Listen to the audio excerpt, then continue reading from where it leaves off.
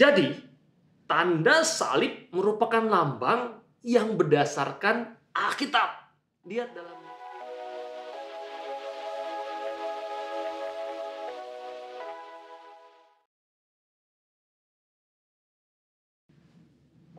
Halo, saya Romo Gani, kita ketemu lagi dalam cerita Mogan.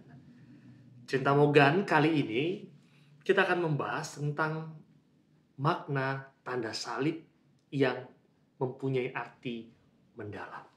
Dalamnya makna tanda salib. Teman-teman, saya punya pengalaman sebelum kita masuk dalam bahan cerita kali ini. Saya punya pengalaman waktu kecil. Saya pernah punya peristiwa dalam hidup bahwa dalam membuat tanda salib di tempat umum, ketika makan di warteg, di terminal, nongkrong bersama teman-teman, di tempat umum yang mungkin sedikit di dalamnya terdapat orang-orang Kristen, dan di situ saya mau makan atau saya mau berdoa, seringkali saya harus menundukkan kepala lalu membuat tanda salib secara cepat-cepat. Entah karena malu, entah karena saya mengalami ketakutan dalam hal itu. Bersyukur perjalanan menjadi seorang anak dan seorang pribadi, didampingi oleh orang tua, juga lingkungan sekitar, bagaimana menanamkan iman yang baik, akhirnya saya menemukan bahwa ternyata saya tidak lagi takut dan malu untuk membuat tanda salib sebagai tanda kemenangan saya sebagai orang Kristen, sebagai orang Katolik. Maka cerita kali ini saya mau berbagi untuk menekankan bahwa ternyata tanda salib itu punya makna yang mendalam. Maka jangan takut, jangan malu untuk mengungkapkan dan mempergunakan itu sebagai bagian dalam kehidupan kita. Maka kita mulai. Tanda salib itu mencerminkan realitas Alkitab. Salib Kristus adalah persimpangan karena bentuknya yang saling melalui sejarah, juga peristiwa sentral di dalam kitab suci. Seperti pada tahun liturgi gereja di mana banyak peristiwa yang merupakan masa persimpangan antara masa yang satu dengan masa yang lainnya, maka begitu juga penyalipan itu merupakan persimpangan antara inkarnasi dan kebangkitan.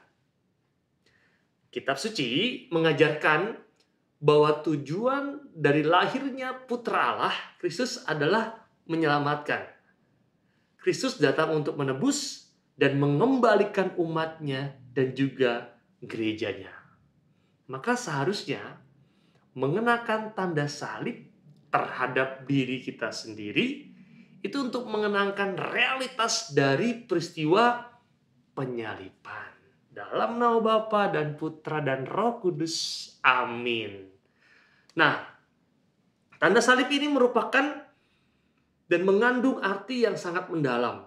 Minimal 4 yang bisa kita temukan atau saya bagikan hari ini. Yang pertama, mengandung makna tentang kemanunggalan dari Allah Trinitas. Itu yang pertama.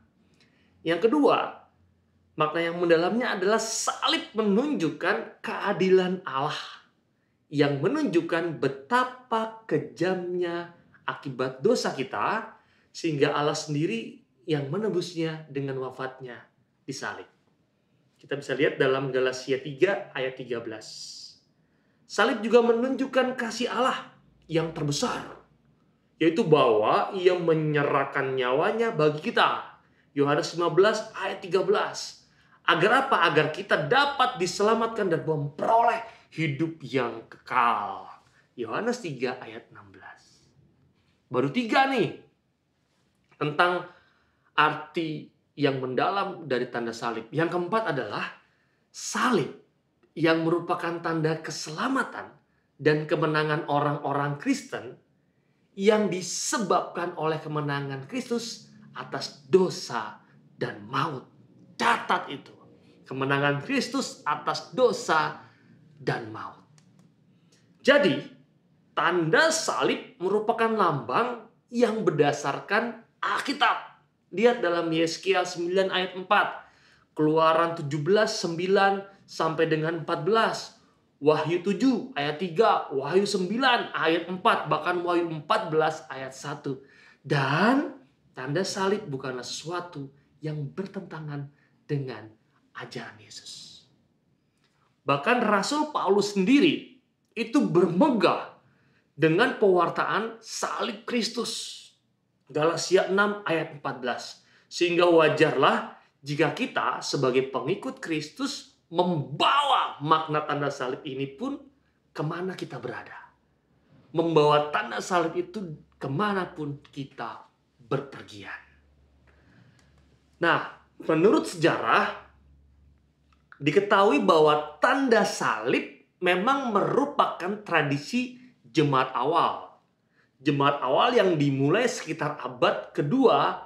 Berdasarkan apa? Berdasarkan kesaksian bapak-bapak gereja. Terutama yaitu Tertullian yang dilanjutkan oleh Santo Cyril dari Yerusalem, Santo Ephrem, dan juga Santo Yohanes Damaskus. Nah, tanda salib menurut Bapak Gereja akan kita bahas dalam cerita Morgan yang berikutnya. Maka saksikan dan tunggu.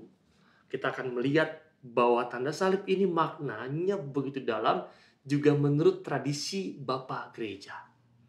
Jadi gini, walaupun kita tidak membaca ajaran mengenai tanda salib ini yang dilakukan oleh para rasul dalam Alkitab, namun bukan berarti bahwa tanda salib ini tidak berdasarkan Alkitab.